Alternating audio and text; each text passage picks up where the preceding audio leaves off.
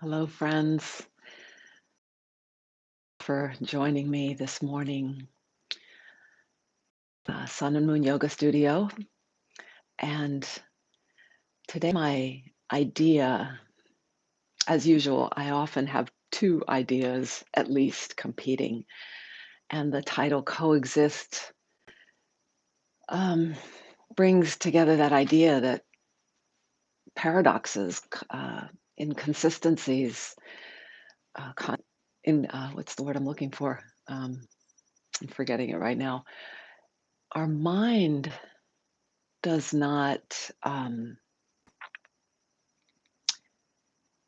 can't reconcile sometimes opposites coexisting, but our hearts and our bodies, and this is why yoga is so important, that it teaches us to be more aware of what we're feeling in our body in addition to other practices. So for a few minutes I'll talk, and sometimes it's as much as 10 minutes. So during that time you can be preparing your seat, your position for our 12-minute sitting.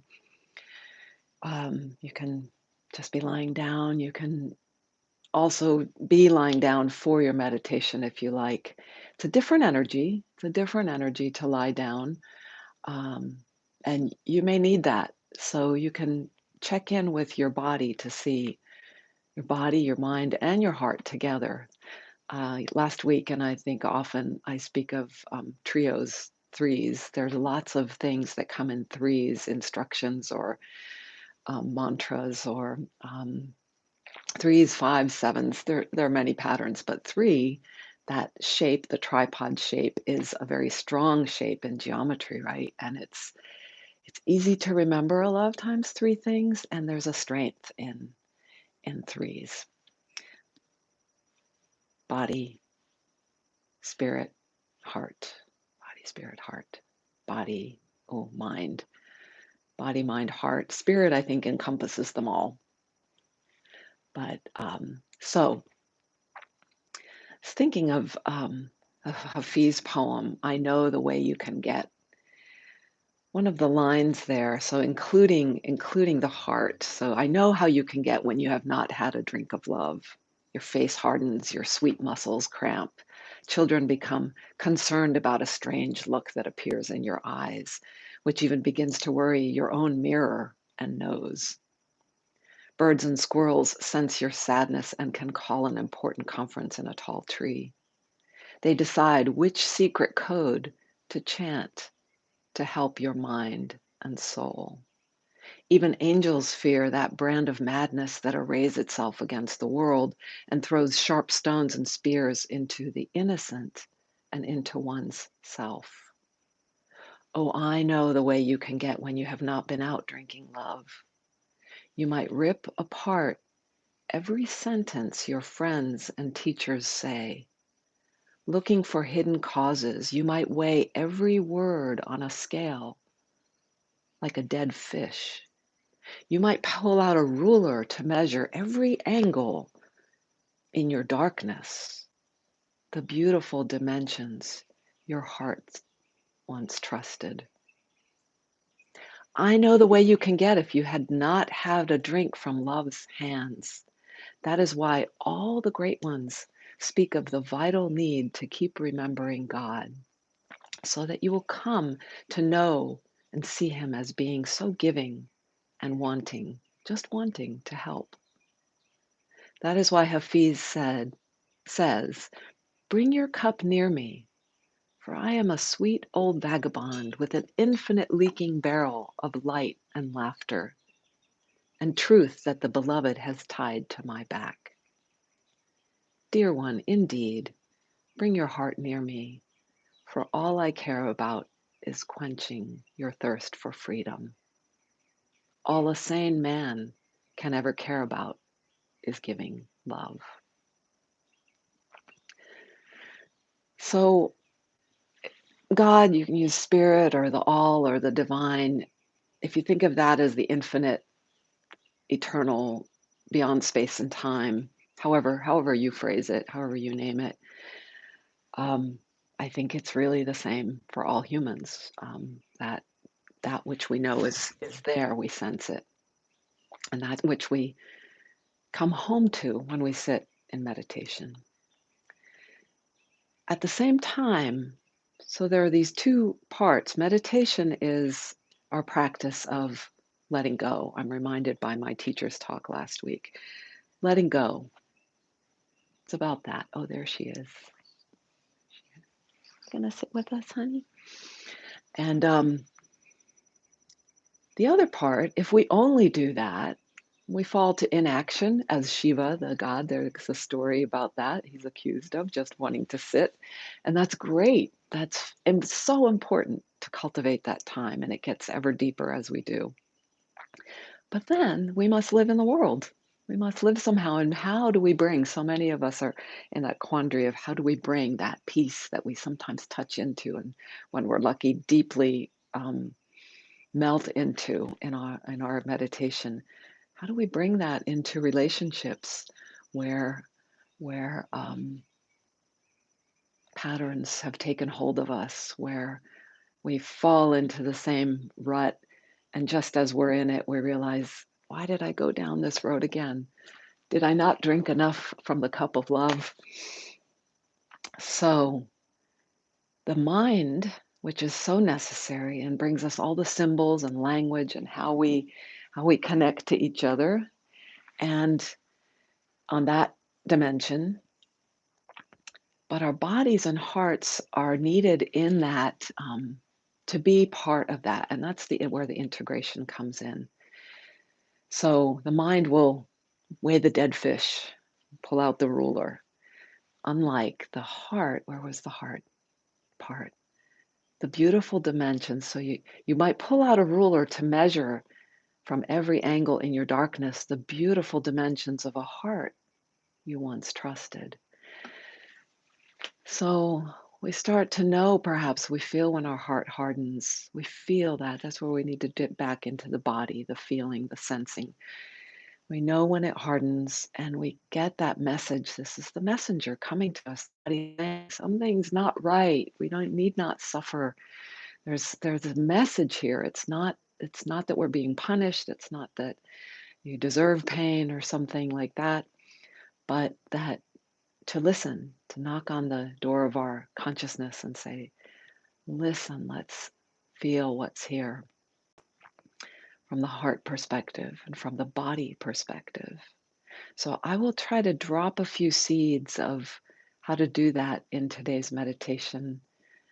Um, Annie has been doing it beautifully in the parts I've heard of her Wednesday talk. Some of our teachers, all of the yoga teachers, grow into that skill of letting us merge the attention mind parts with the body feeling and heart feeling, emotional parts. Even as we're in a triangle pose, as we're in a dog pose, are we enjoying it? Are we enjoying it? Does it feel even throughout the body? It's not that any of the answers are right or wrong. They're all coexisting and they're all part of it. And we get to see and kind of yield ourselves into, take ourselves to by choice, or yield ourselves, let go into what feels more harmonious, what feels right. And we are not ever mm, judged by God or by the divine by staying in what is painful. That's our choice too. I had another piece there I wanted to say. So the sitting, this time, the time in sitting, meditation, the practice is definitely a time for letting go. But as I mentioned, I think maybe last week, we can also use the time as with this auxiliary practice because thoughts and feelings and sensations come to us. And rather than saying, to completely denying them or saying they don't hold, they're not welcome here, to use Annie's phrase, make space for them. And what I often say is to welcome them, but a questioning about welcoming because sometimes we are not ready to for the step that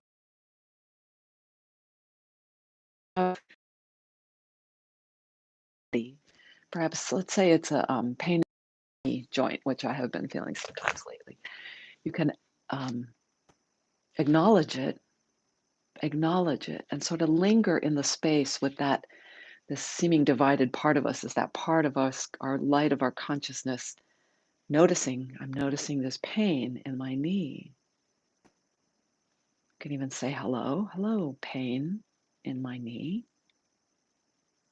I'm in meditation practice now, so please join me, but be a little on the periphery. Don't be in the center of my practice right now. Please, I'll tend to you later. And you can put things as far away as they need to be if a memory that's painful, and you'll feel, use your own, or start to cultivate your own judgment of how much you can bear. What is that sweet spot for you? So that comes with practice, and there might be, I can sense as I'm sharing this, there's sometimes this feel in me of, I don't want to invite something too close because it's been painful before and I've been burned. So trust that. That's your own knowledge as well. You've been burned, so give it some space. Put it farther. Even put it in a, glass behind plexiglass or in a box. And along those lines, another auxiliary practice is sometimes what you've probably heard of these practices, is when we sit to meditate. You might even invite, and we're here together in this practice, so that might be sufficient, but you might invite your pet or your totem, your animal totem, or somebody who's passed and that is dear to you, to somebody who's still alive but not right here in the space with you, and to join us. So this is all to touch into those parts of us that are not they are of the eternal, but they're the manifestations, and they're all part of it. And how do we coexist? How do we invite all to coexist? They can seem very contradictory. Oh, that was the word maybe that I was looking for earlier. They can seem all very contradictory, and as if they can't. The mind may not see how they can coexist, but in the space of the heart, they can. So, a sip of tea, and let's set up our seat for our 12-minute sit. And perhaps you've already set yours up.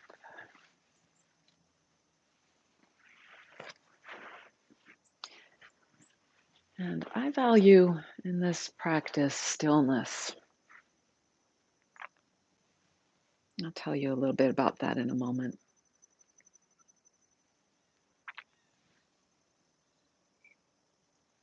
I open and close the practice with the bell and a bow.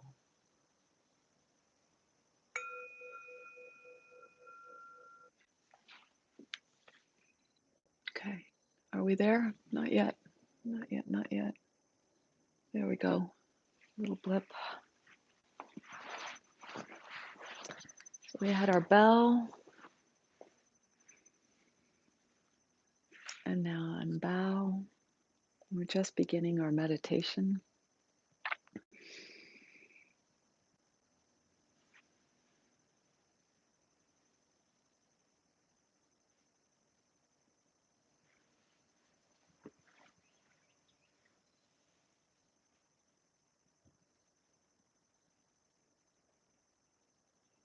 So I use this trio of a mantra, 3 words, to help me settle into presence.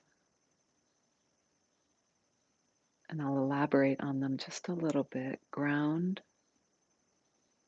sound, and breath.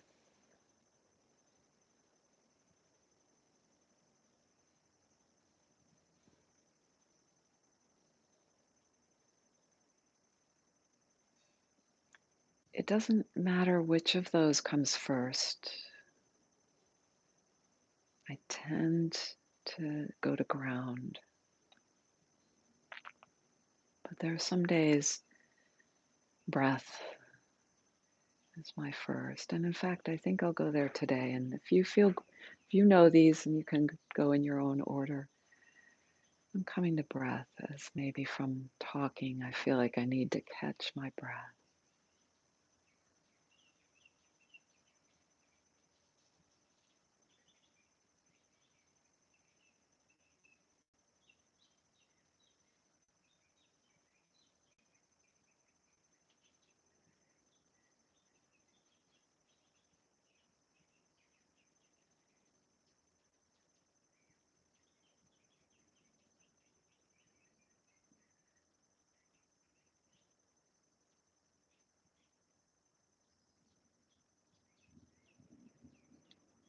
So, breath, you can more and more just allow it to be how it is.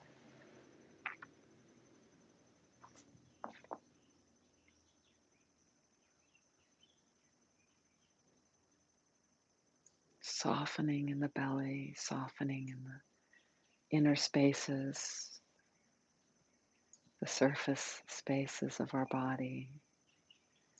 And that will lead me right toward ground, toward the vertical axis.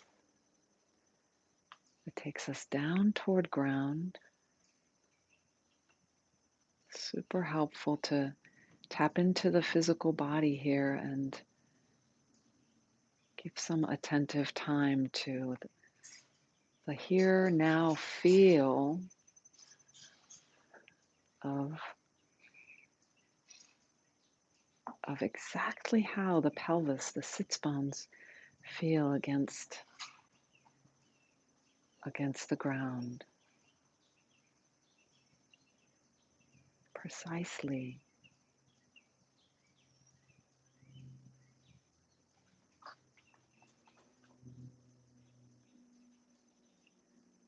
So we might start with noting heaviness. But as we let attention linger,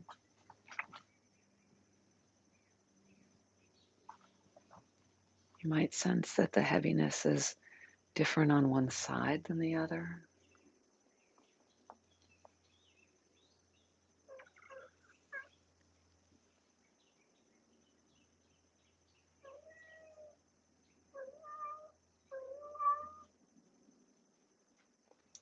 The third of these three pointers, sound, is the notation for awareness of all that's in the space around, space that includes our own body and presence.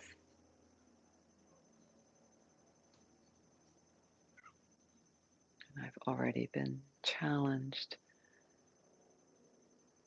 My stillness has been challenged by the playfulness of wee one here, hopping around playing, inviting me to play with her.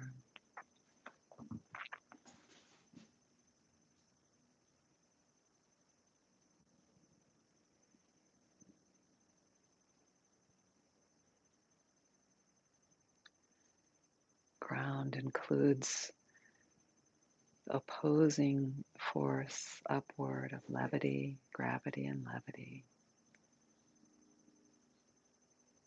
And just staying with that vertical axis with the breath. As we open horizontally to space around, sound and space around, can give a very strong feel of centeredness, presence, but not in any way separate from all, from all.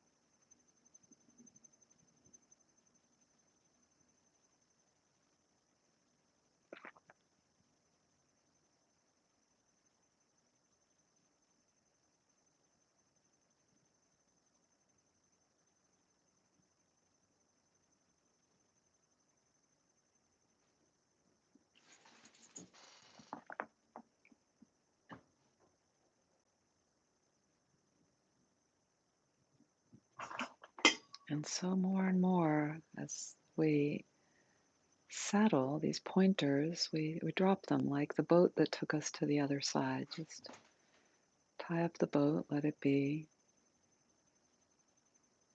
And for meditation practice, this other side is that letting go, a backward step, a dissolution.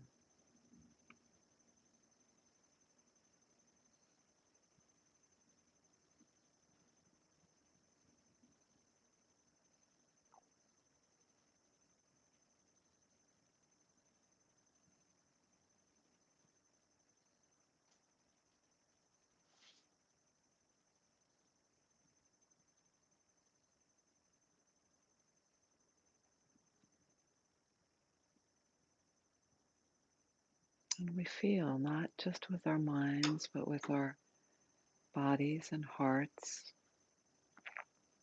We just keep those sensings open.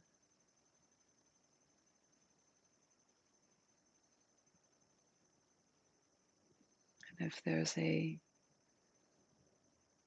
knocking on the mind, like for me, it's a band of tension in my middle back. The mind will want to measure and solve, analyze, comment more.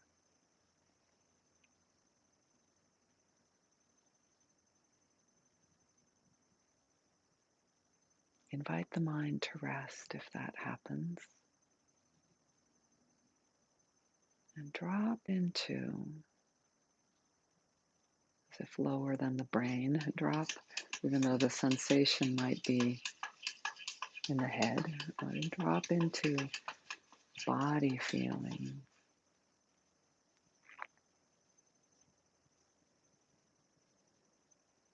emotional feeling of the heart. For a moment, just a moment to perhaps, you'll know if you need to spend a little more time, as I am doing now with that band of tightness.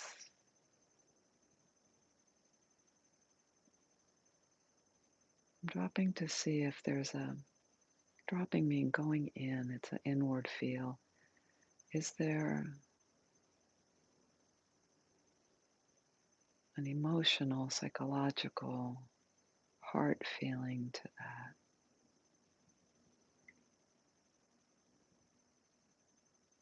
I notice something there, something a little sad, a little wobbly. But then I'm going to let it go. So maybe I spent 45 seconds on this. I'm going to let it go. Let it know I see it, I feel it. I even welcome it. I sincerely welcome it.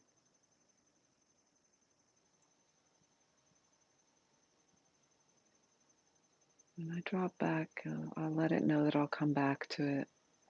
But for now, I'm sliding back to just home, just here.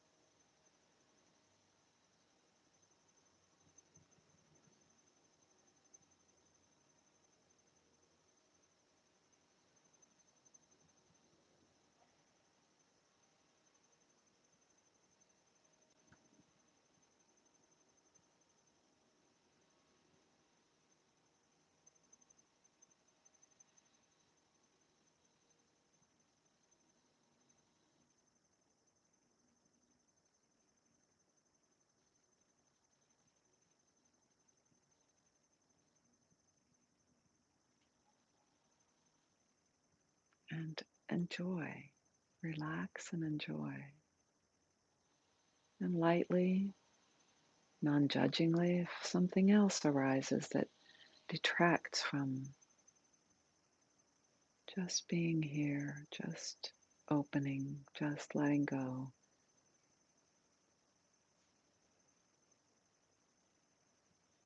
assess it. How can I meet this?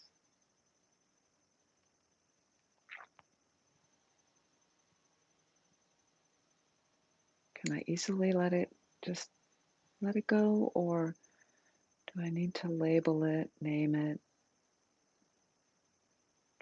take some time to feel where it can be in relation to my attention? And you may not know. You may not know. Not knowing or being confused, that's fine too. And then we can, as you can let it go, notice who is it that's who, what is the observer, the noticer of all this.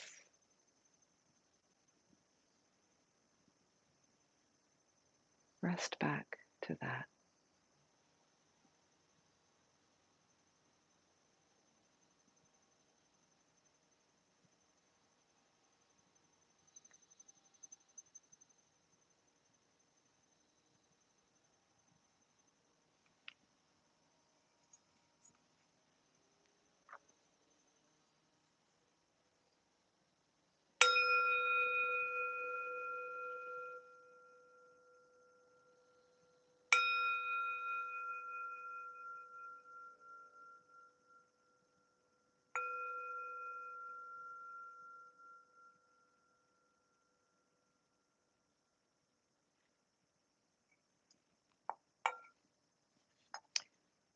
As we bow to close the practice together, just notice the feel, any words that come, any emotions, any body sensations.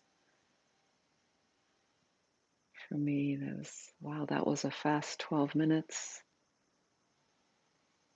and a kind of contentedness here.